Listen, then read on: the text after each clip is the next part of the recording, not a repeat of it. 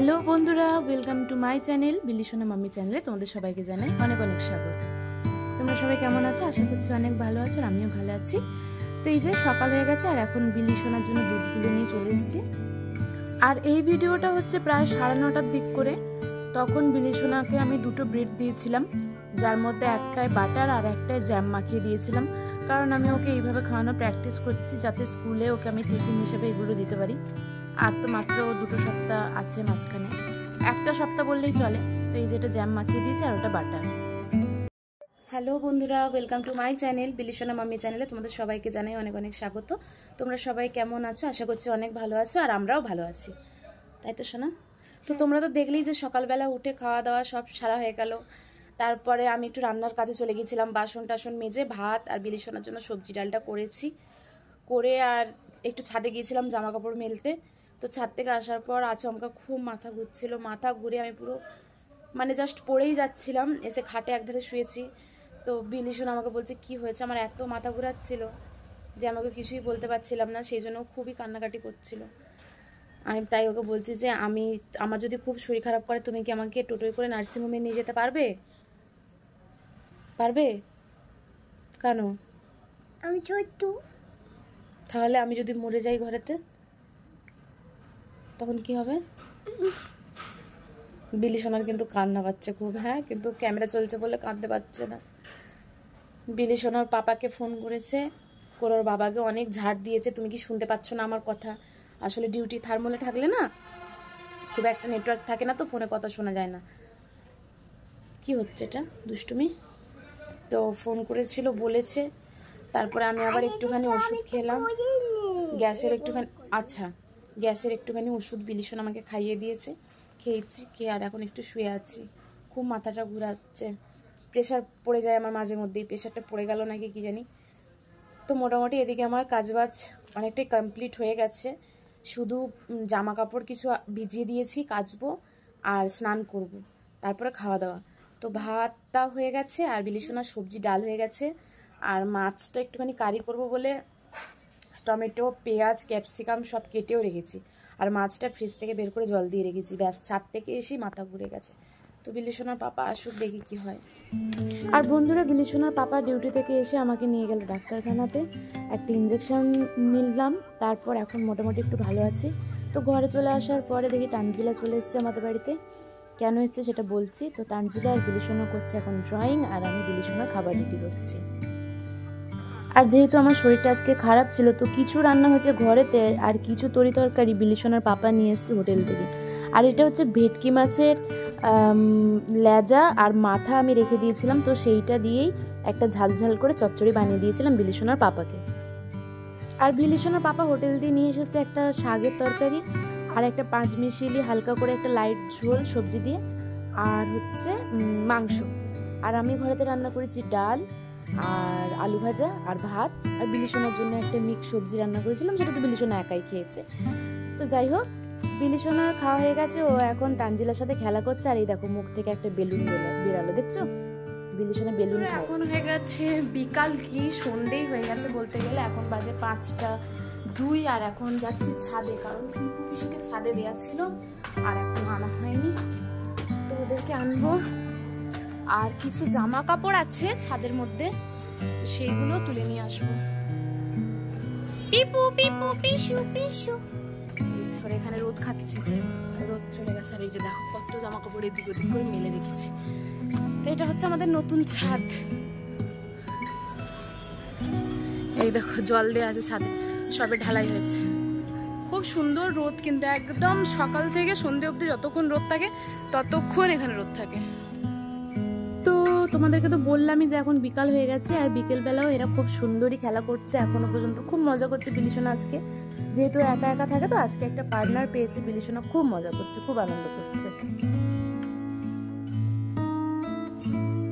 এই যে বিলি সোনার পাপা এখনো ঘুমাচ্ছে, আর আমি স্নান টান করে খাওয়া দাওয়া করে, তানজিলা আমাদের বাড়ি ভাত খেলো, খাওয়া দাওয়া করতে বসেছিলাম, তোমরা তো দেখিয়েছিলে। তো খাওয়া দাওয়া করে আর তানজিলাকে একটু নাচ প্র্যাকটিস করাচ্ছিলাম। আমাদের এখানে রয়্যাল ইন্টারন্যাশনাল একটা স্কুল আছে, তো সেই স্কুলেতে ওদের আছে, মানে কি বলে, কম্পিটিশান আছে, মানে খেলাধুলা, তারপরে ড্রয়িং, তারপরে সব রকম আর কি একটা আছে, অকেশন আছে, তো সেইখানেও নাম দিয়েছে নাচেতে। তো নাচ তোকে বরাবর আমিই তুলিয়ে দিই, তো সেই জন্য নাচটা তোলাচ্ছিলাম। এখন একটুখানি তুলিয়েছি, 3 মিনিটের গান, 1.5 মিনিটের মতো তুলেছি, আর একটু বাকি আছে, সেটা আবার পরে তোলাবো। তো তানজিলার নাচ দেখে তো বিলিরও নাচ করতে ইচ্ছা করছে, তো বিলিকেও একটা নাচ তোলাচ্ছিলাম। তো দেখলাম ও মোটামুটি ভালোই নাচতে পারছে, ওর নাচটা আবার 2.5 মিনিটের মতো নিয়েছি, ছোটো একদম। তো দেখা যাক, ওখানে নাচেতে মানে নাম দিতে পারবে 5 বছর থেকে, কিন্তু ওর তো এখন হবে না, ওর যেহেতু বয়স অনেক কম, এখনও 4 বছরই হলো না, আর 5 বছর। তো ভাবছি দেখি কী করা যায়। আমরা বলবো দরকার হলে যে কোনো কম্পিটিশনে ও নাম দেবে না, জাস্ট এমনি স্টেজে একটা ডান্স করার জন্য, যাতে ওর নামটা নেয়। বিলিসোনার পাপার যেহেতু বন্ধু হয়, তো আশা করি হয়ে যাবে। তো বিলিসোনার পাপা বললো হ্যাঁ হয়ে যাবে, তুমি ওর নাচটা তুলে দাও। তো নাচটা এখন তোলাতে গিয়ে দেখলাম ও যে মোটামুটি নাচতে পারছে। গুড ইভিনিং, এখন বাজে হচ্ছে 6:30, আর দেখো বিলিসোনা একদম ঘুমিয়ে গেছে, আর খুব ঘামও দিচ্ছে, ওর মনে হচ্ছে পাখা চালাতে হবে। তার কারণ হচ্ছে এই দেখো, বাইরে যে আমাদের গেট আছে, গেটেতে এই যে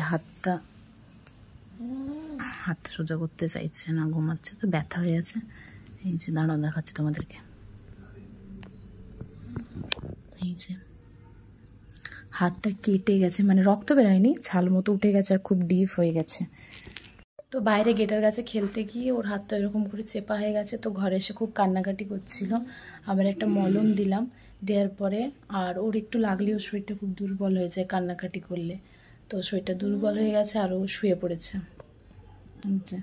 এখন ওর পাপাকে বলেছে একটু জল গরম করে আনতে, একটু স্যারাগ্রো খাইয়ে দেবো, খাইয়ে দিয়ে তারপরে নিচে শুইয়ে হালকা করে পাখাটা চালিয়ে দেবো, কারণ ও প্রচণ্ড ঘামছে। এই জামাটা খুলে দিতে পারলে ভালো হতো, কিন্তু এখন তো ঘুমাচ্ছে, জামাটা খুলতেও পারবো না। তো যতক্ষণ বিলিসোনা ঘুমাচ্ছে সেই সময় আমি তাড়াতাড়ি করে রাতের রান্নাটা করে নিই। তো তার জন্য এই যে আটা আর ময়দা মিশিয়ে নিয়ে চলে এসেছি, এখন মাখবো। তো এই আটা ময়দাটা মাখার সময় আমার জন্য হাতে কিছু কিছু একটা ঠিক ছিল, যদিও প্যাকেটগুলো আমি নতুন কাটলাম। আটাটা হচ্ছে আশীর্বাদের, আর ময়দাটা হচ্ছে গণেশের, আর না ময়দাটা হচ্ছে সত্যেন্দর। তো আমার কিছু যেন একটা হাতে ঠিক ছিল, সেই জন্য ভাবলাম যে মানে আটাটা একটু চেলে নিলেই ভালো হয়। ঠিক মনটা কুতকুত করছিল, যেহেতু আমার মেয়ে খাবে। তো উঠে গেলাম, উঠে আমি সেই আটা চালনিটা খুঁজছি এদিক ওদিক করে, যে কোন ব্যাগে ঢুকিয়েছি, ওটা তো সেরকম কাজে লাগে না, সেই জন্য একটা প্লাস্টিকে করে মুড়ে আর একটা ব্যাগেতে ঢুকিয়ে রাখি। তো যাই হোক পেয়ে গেছি, এখন ঝপঝপ করে এগুলো করে নিই, আর রান্নাও করে নেবো। বিট, গাজর, আলু আর কি বলে কড়াইশুঁটি দিয়ে একটা তরকারি করব হালকা করে, আর করব রুটি। তো বিলিসোনার পাপা গেছে একটু বাজার করতে, সকালে চাল একটু বাড়ন্ত ছিল, আলুও সেরকম ছিল না, তো সেইগুলোই আনবে, আরও একটু বাজার টাজার করে নিয়ে আসবে। বিলিসোনা কালকে চলে যাবে মায়ের সাথে, মা কালকে আসবে মেছেদাতে, তাদের একটা কাজ আছে, তো সেই জন্য বিলিসোনা মায়েদের সাথে চলে যাবে। তো মা বলেছে ওর ব্যাগটা গুছিয়ে রাখতে, তো ওর বাবা ওই জন্যই আরও গেছে যে দিবাকরদার মানে আমাদের যার দোকান থেকে ভুসিমাল জিনিস নেওয়া হয়, সেখান থেকে বিলিসোনার জন্য স্যারাগ্রোটো কিনে নিয়ে রাখবে, সেই জন্য। আর আমি এখানে মাখছি আটাটার, কিছু একটা রান্নাঘরে দেখছিলাম, বা পিপু পিসুকে দেখছিলাম, যাই হোক একটা করছিলাম। তো যাই হোক আজকে বিলিসোনার ব্যাগটাকে গুছিয়ে রাখতে হবে, আর ও যতক্ষণ ঘুমাচ্ছে আমি চাইছি তার মধ্যে একটু তাড়াহুড়ো করে কাজগুলো রান্নাগুলো মিটিয়ে নিয়ে আমি যাতে একটু শুয়ে পড়তে পারি, কারণ ও যেহেতু একদম 6টা সাড়ে 6টার সময় শুয়ে পড়েছে, ও প্রায় 12টা সাড়ে 12টা যদি উঠে পড়ে তাহলেই আমার হয়ে গেল, সারা রাত আমাকে নিয়ে জেগে বসে থাকতে হবে। তো সেই জন্যই আমি একটু তাড়াহুড়ো করছি। আর তোমাদেরকে তো দেখালামই যে ওর হাতটা ওরকমভাবে চেপা হয়ে গেছে, কেটে গেছে, তারপরে ও কাঁদতে কাঁদতে ঘুমিয়ে পড়েছে। শুধু আজকে বলে নয়, ছোটোবেলা থেকে ওর যখনই কোথাও লেগে যেত, কেটে যেত বা রক্ত বেরিয়ে যেত না, ও সেটা দেখে কাঁদতে কাঁদতে ঘুমিয়ে পড়তো, মানে একটু রক্ত বেরালেই আর কি ও খুব দুর্বল হয়ে যায়, ঘুমিয়ে পড়ে। একবার অনেক ছোটোবেলায়, তখন বিলি প্রায় বছর 1.5 বয়স, তখন ওর যে ম্যাশারটা ছিল, মানে ভাত ম্যাশ করার যে ম্যাশারটা ছিল, ওইটা খাটের মধ্যে রাখা ছিল, মানে ও হাতে করে নিয়ে খেলছিল। আর মাও ছিল বাড়িতে, আরও দাদু ছিল, পাপা ছিল, ভাই ছিল, সবাই ছিল আমরা ঘরেতে। তো এটা নিয়ে খেলতে খেলতে হঠাৎ করে ওর উপরে পা তুলে দিয়েছিল, দিয়ে পুরো পাটা ফালা হয়ে কেটে গিয়েছিল। মানে প্রায় আমরা যদি বড় কোনো মানুষ হতাম আমাদেরকে তো সেলাই দিতে হতো, কিন্তু ও যেহেতু ছোট ছিল ওকে একটু মলম টলম দিয়ে দিয়েছিল, আর সঙ্গে সঙ্গে ও ঘুমিয়ে পড়েছিল। কিছুক্ষণ পর উঠে আবার ও হাঁটা চলা যেমন তেমন, মানে যেরকম চলে সেরকমই চলছিল, একটু একটু ব্যথা লাগছিল, কিন্তু মানে কি করে যে ওইগুলো করে আমি বুঝি না। আর এই যে আজকেও ব্যথা পেয়েছে বলে ঘুমিয়ে পড়েছে, এবার ঘুম থেকে উঠে আদৌ ওর মনে থাকে কি না কে জানে। তো এই যে আমি ওই কদিন ধরে যে জামা কাপড়গুলো কাছাকাছি হয়েছে, আজকে ফাইনালি অনেকটা সব শুকিয়ে গেছে একটা জিন্সের প্যান্ট ছাড়া। তো সেগুলো সব ছাদ থেকে নামিয়ে নিয়ে এসে সেগুলো সব গুছিয়ে ফেলছি। কিছু জামা কাপড় বিলি শোনার জন্য পার্সেল করে দিচ্ছি, আর কিছু জামা কাপড় সব আলমারিতে তুলে দিয়ে আসছি।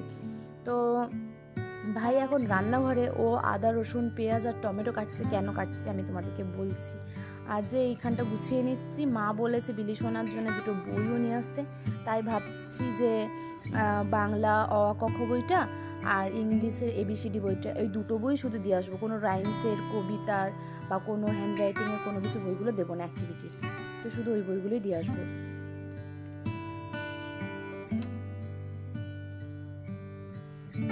তো বন্ধুরা এই দেখো নিচে কার্পেটের ওপর একটা বেডশিট বিছিয়ে দিয়েছি, মোটামুটি এখন পরিষ্কার হয়ে গেছে সবটাই।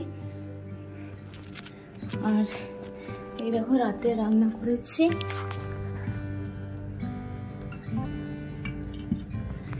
বিট গাজর কড়াইশুঁটি এইসব দিয়ে তরকারি, আলু দিয়ে, আর এই যে রুটি।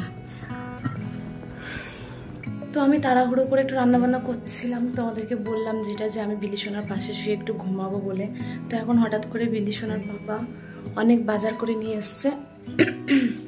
আমার ঘরদোর গুছিয়ে ঝাড় দিয়ে রান্না করে তারপর বাসন মেজে সব একদম কমপ্লিট, সব বাসন টাসনও মেজে নিয়েছি, নিয়ে আমি পুরো গুছিয়ে ফেলেছি সব। তারপরেও বিলি সোনার পাপা এই যেখানে এত সবজি চাল তারপরে মাল মশলা অনেক কিছু সব নিয়ে এসেছে, আর মাংস নিয়ে এসছে।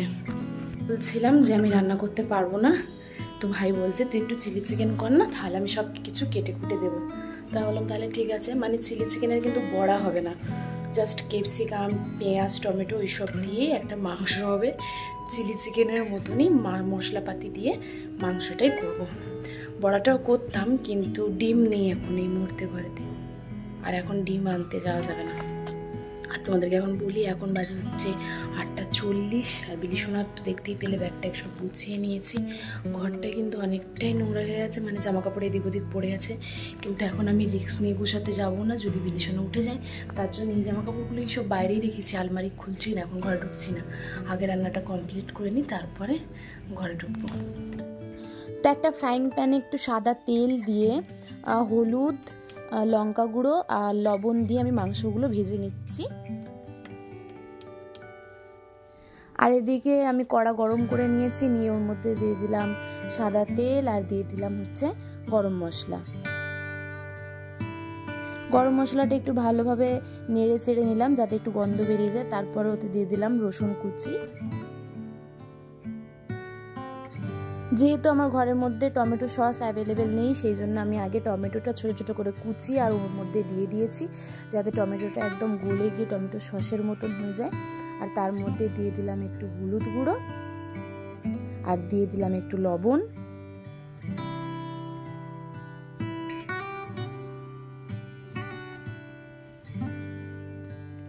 আর দিয়ে দিলাম অল্প পরিমাণে একটু চিনি। এখন এটা আমি ভালোভাবে নেড়ে ঘেটে একদম স্মুথ করে দেব। আর দিয়ে দিলাম একটুখানি লঙ্কা গুঁড়ো আর দিয়ে দিচ্ছি একটুখানি জল।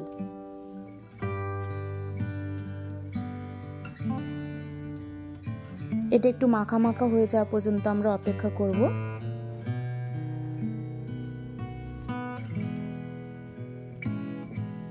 এবার এর মধ্যে ক্যাপসিকাম পেঁয়াজটা আমি দিয়ে দেবো। ক্যাপসিকাম আর পেঁয়াজটা আমার ভাই এইভাবে একসাথে সব কেটে রেখেছে, তো সেটাও আমি দিয়ে দিলাম। এটা লাস্টের দিকে দিলাম যাতে ক্যাপসিকাম আর পেঁয়াজটা খুব একটা ফ্রাই হয়ে না যায় আর খুব একটা গলে না যায়, তাতে ভালো লাগে না খেতে, একটু কাঁচা কাঁচাই ভালো লাগে যেন চিলি চিকেনে খেতে, সেই জন্য এটা একটু আমি লাস্টের দিকেই দিলাম। তার মধ্যে দিয়ে দিলাম একটু কাশ্মীরি লঙ্কার গুঁড়ো, ঝালটা তোমরা তোমাদের আন্দাজ মতোই দেবে। তারপরে দিয়ে দিলাম 1 ছিপি মানে 1 ঢাকা সয়া সস।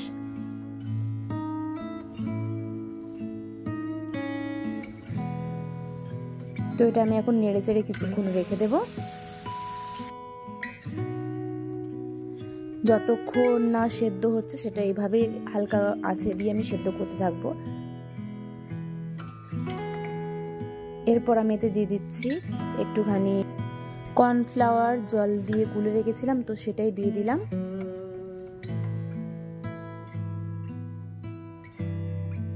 এখন মাংসগুলো ফ্রাইং প্যান থেকে তুলছি, আর এই যে এর মধ্যে দিয়ে দিলাম মাংসগুলো, একদমই কম পরিমাণে মাংস দিয়েছি।